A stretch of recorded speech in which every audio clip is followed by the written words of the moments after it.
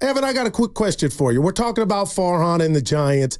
If we remove the Giants, and I just said to you, I'm older than you and Loveman, I've seen a lot in sports. I have. I've seen teams where there were no wild card division leaders in September blow a 9-game lead. Okay, I've seen that squandered. I've seen the Patriots come back on the Atlanta Falcons 25 points in the Super Bowl. Okay, so remove the Giants name, and I just say said baseball team is 3.5 games out of the playoff spot with 54 left. That's not Mount St. Helen. Like that's something that's in my world kind of, I can see that happening easy. Yeah, well, I don't know about easy, but to your point, you're not scaling K2. Exactly. You know, like you're not going up Everest. You're trying to climb a hill that has kind of treated like Sisyphus most of the season, which is you get close to the top and then you roll back down. But you've been the biggest reason. Your errors have led to why you haven't been able to do it. You got the tools, but you've been messing up. Well, I think they've had the tools most of the season, but either players have been non-productive or they've been hurt. And, you know, they still have guys on the shelf, but it does look like, again, the most important part of their team, the pitching staff, is beginning to get fully healthy. And that's why, in my opinion, if you want me to just kind of boil it down, the reason why I'm not selling Snell is because I'm not giving up on this rotation. I'm not giving up on the sole reason that I felt confident that the Giants were not necessarily going to be a 90-win team, but could make the postseason. It's because of their starting pitching. And that the head of the snake is Blake Snell. And I do not want to remove him from that equation, because then I do think that means that your season is going nowhere. Okay, let me add an S to that, because my fear is, Evan, you had no business at Nordstrom's if you didn't think that you could, he was going to use that option and be back next year for the future. This was supposed to be somewhat of a successful season that culminated in a playoff berth, which still can, and Snell was going to be here for the foreseeable future. And Willard, our last Friday, I remember this, Evan, he said he had heard through the grapevine that last Dodger game, pregame, one of the Dodger coaches said to a Giant coach, boy, nobody wants to see you guys in a short series, talking about their pitching of Webb, Ray, and I know he throws tomorrow, Robbie Ray, and Snell. And I get that, but why can't that? Children are our future. Why pitchers are our future? Why can't that be the mantra for the Giants? It still can, but a lot of things are going to have to turn around, but I would never wave the white flag after I went to Nordstrom's. That's why I brought that up, thinking I might get off of this or pull the plug on this experiment with 54 left. That is just maddening to me. Well, yeah, you have a third of your season left. Literally, 2/3 of the season have gone by. It should be. Now, I don't think it's enough to pull the plug based on what you did. Again, the tone-setting moves this offseason was that it was playoffs or bust. I believe if you sell at the deadline, you move yourself automatically into the bust category. Wow. And that's a place that I can't put myself. Yeah. Number one, I mean, it just as a fan of the team, maybe people, I don't know, like, are there people out there that do not want to see them try to make the playoffs? I think Joe Shasky, one of the biggest Giant fans, him and Bonte, and I respect him. I disagree, but it's like, because you never know how close it'll be. You could go on a Sacramento Kings or a Warrior non-playoff run, Shasky, to where it's 15 years. You know what I mean? Like, tomorrow is not promised. So I know he's not fond of what he's seeing now, but Evan, I am rooting against the Giants. That is like, well, I guess he's not by himself. I hadn't heard that, Sam. Yeah, but good God, let us know how you feel, Evan. I can't throw that away. You never know. And I will. You don't, but I got to get something off my chest when you're done. But you can also make an educated guess. Like, all right, so we're both advocating for them not to sell. You want them to buy more. I would rather see them try and acquire a player or two that helps them both this season, but mainly keep it together, see how it goes, and maybe a guy that could help you, down the line. Because you're also going to have to replace some players. Right. Yaz, Conforto, maybe they're on their way out, maybe they're not. I'm not sure. But there are players on this team that will not be on the team next year. I mean, I can't strip this thing down to bare parts right now, because that doesn't. And Dave Fleming said selling doesn't mean tanking.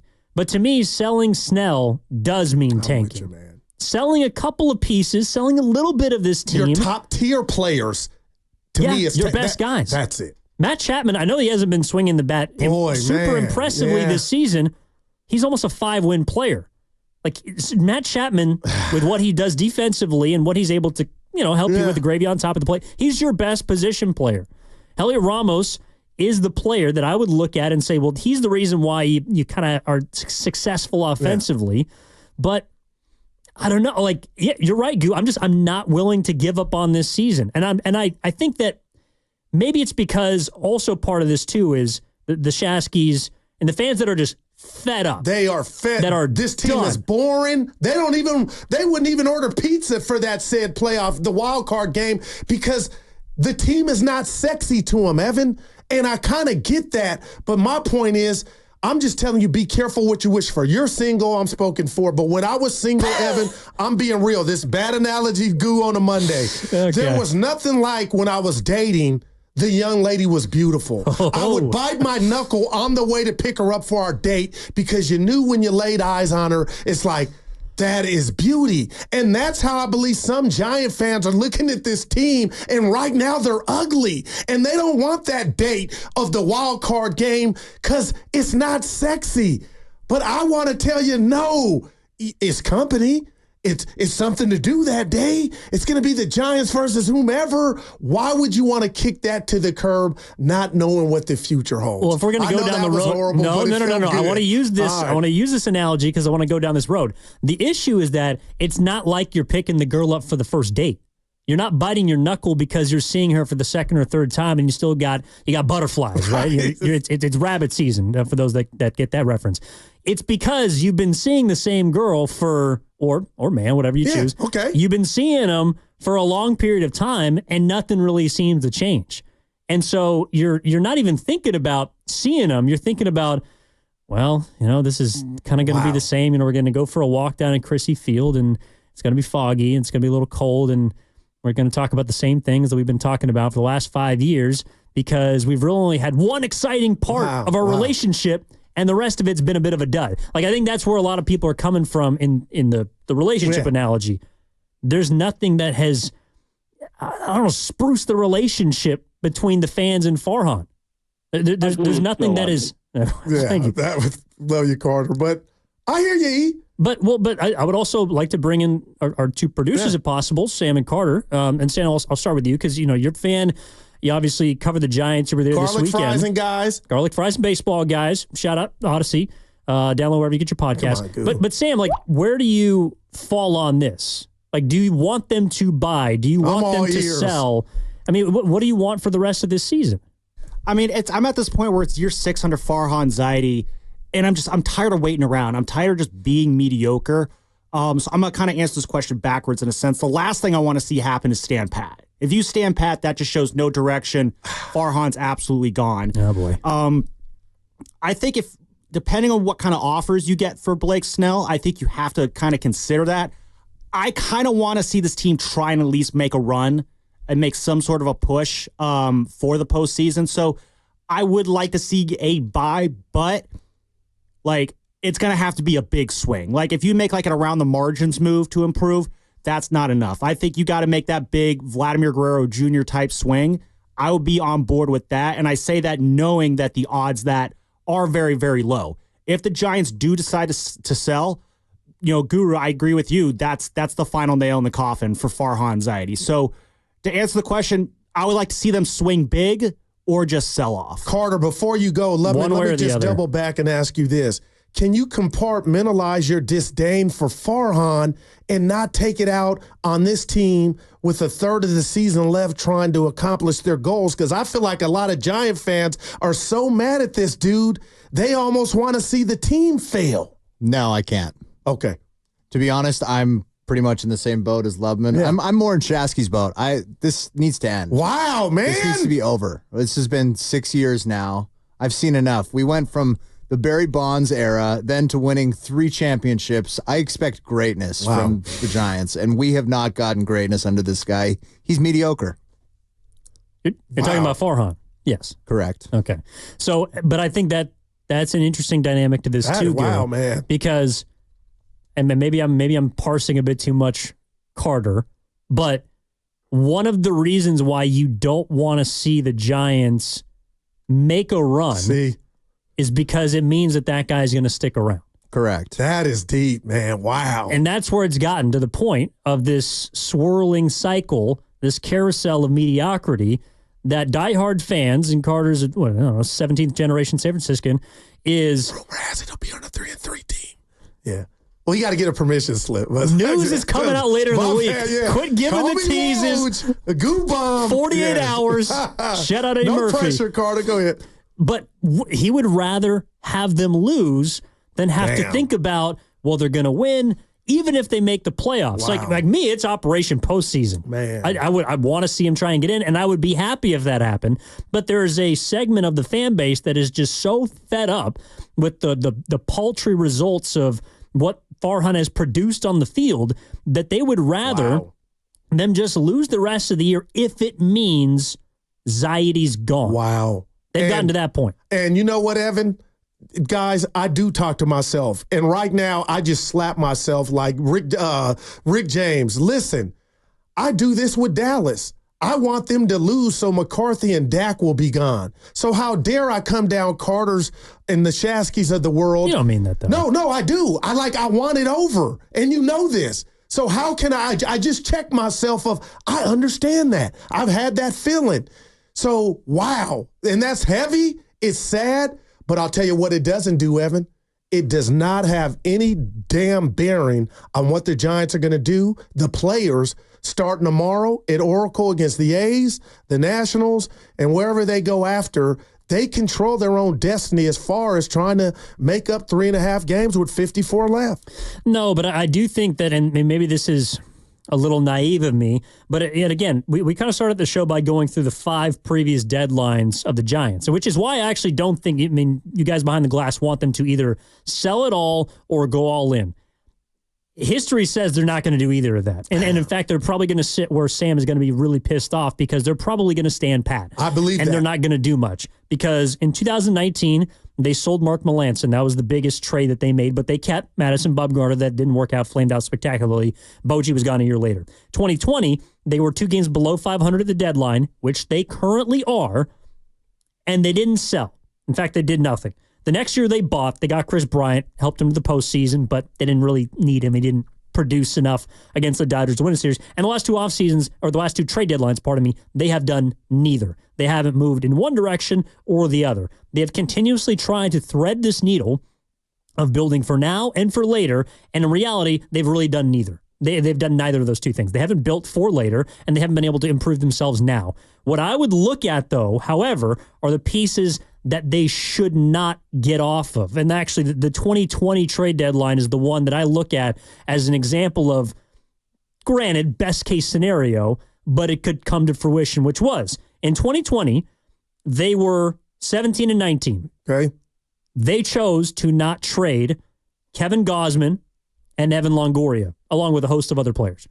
Those 2 players were instrumental in their start to the 2021 season and their offense throughout that year, which they won 107 games. So if they had traded those players, you might not have gotten 2021. You might be sitting here without a single postseason berth in the Zaidi era if they had sold at the same place they are right now, which is 2 games below 500. I would rather keep some players that could help you next year as opposed to going full-fledged, just flame it all, burn the house down to the ground. I would rather keep some of that foundation. No, I understand that. Actually, I'd rather keep most of it. I'm going to use something from the late, great Prince, the sign of the times. Those years, Farhan, he was the man. He could do no wrong. He knew he wasn't going anywhere.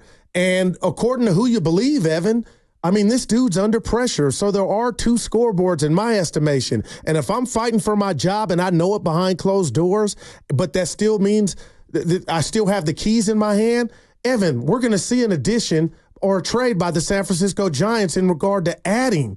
But if I've been neutered and stripped of that, then that'll speak for itself, and it'll be what Sam was talking about. He would be upset if they stand pat. But I just feel like we can't look at the past track record. We can't, Evan.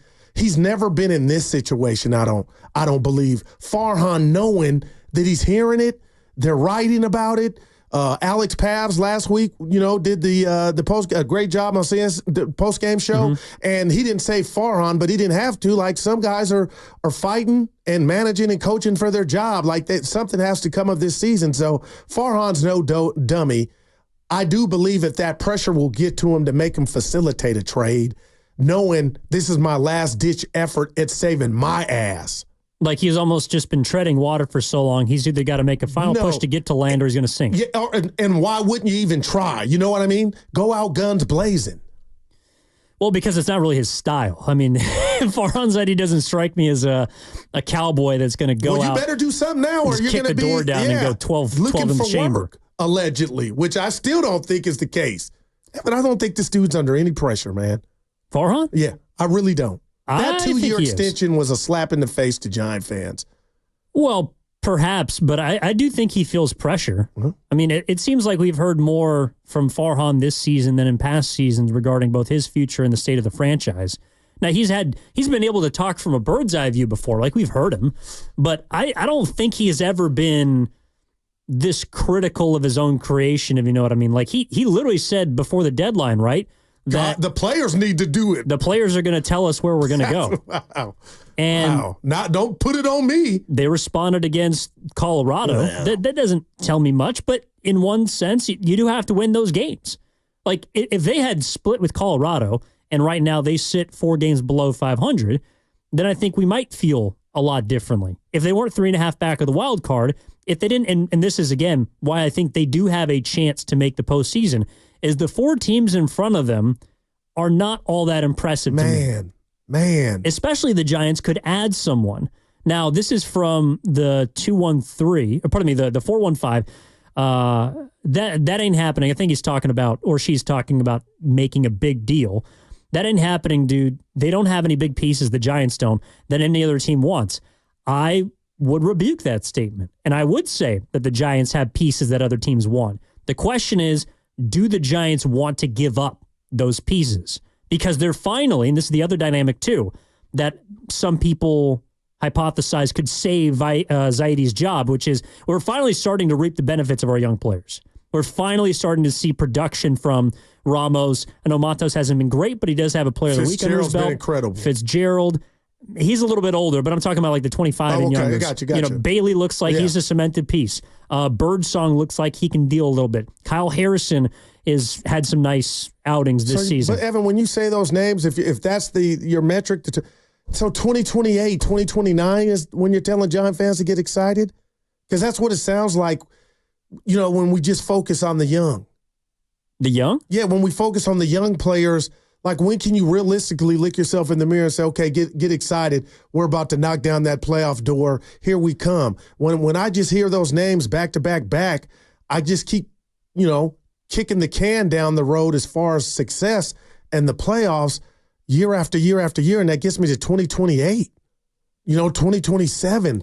But you're already looking, like, if you sell everything, if you go scorched earth and you fire Farhan and you sell everything you had to sell during this deadline, you are looking at 2027, 2028. Wow. Like I'm serious. Why would you even think about competing in 2025? Well, exactly. Okay. Or 2026 for that matter. But that's what the $200 million payroll signaled to me when he went and spent on 4 or 5 players, thinking, okay, they got action. But now you're right. Snell this year might end up with no playoffs, and he said night, so you lose him. But it's just like, I'm not even worried about Chappie, but the bottom line, Evan, in my experience, how many times have we seen a team that's 2 games under 500 before the deadline, a day before the deadline, really look themselves in the mirror and say, we got action? That's what scares me about this, too, as far as if a Giant fan is in the camp of how many under 500 teams have said, yeah, we took it all in, Evan. Snell was bad, got off to a late start. We've been hurt. Soler kind of sleepwalking. You know what? We're going to add because we think 108 games is really not indicative of who we are. Well, that's why I think that, the 2 position players that kind of fit the bill of someone that helps you this year to make a push to the postseason, but can also be a future piece of your franchise. Those 2 players are Guerrero Jr. and Luis Robert. Man. I believe that Luis Robert is more of the player that Zaidi would want and perhaps be willing to pay for because he's not only under team control, but he's also relatively cheap. Now, I think he gets a pay bump up to it's either 15 or 20 million for the remainder of his time, and he's going to be arbitration eligible and all the rest. Vladimir Guerrero Jr. you're going to have to pay. And that's, I think, the only reason that Toronto would trade him in the first place is they don't want to pay him a massive sum of money in the near future. And why would the Giants, if they feel like they're not close or they got to hit the reset button? That's why I think the guy that threads the needle for me is Luis Robert. And I would be willing to give up Heliot Ramos to get him. Because I also think, and we've seen this, so the full trade that came in a couple segments ago, the Dodgers got Tommy Edman and Michael Kopech from the White Sox and the Cardinals.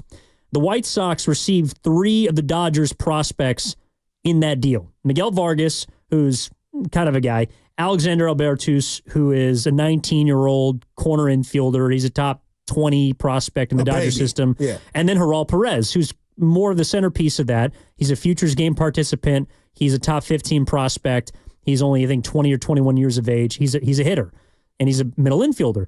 Those are the kinds of guys that the Dodgers can use to go out and get someone that helps them now. The Giants, meanwhile, are a team that's in a place where they have to find someone that can help them this year, but also next season, because they don't have a ton of prospects. If you're going to use them, you got to use them on a guy that you're going to envision being around. And that's why Luis Robert, to me, is perfect. He's the perfect position for the Giants to go in for, who can help you make a push to October this year, who's under team control, and if he's healthy, is going to hit 30 home runs or more per year, and he's only 27 years of age. So he checks all 3 boxes for me of what I want in a trade deal. That to me would be buying. That to me would be going all in, is creating a package centering around Heliot Ramos to going and getting Luis Robert. But how do fans feel about that? Because I got an answer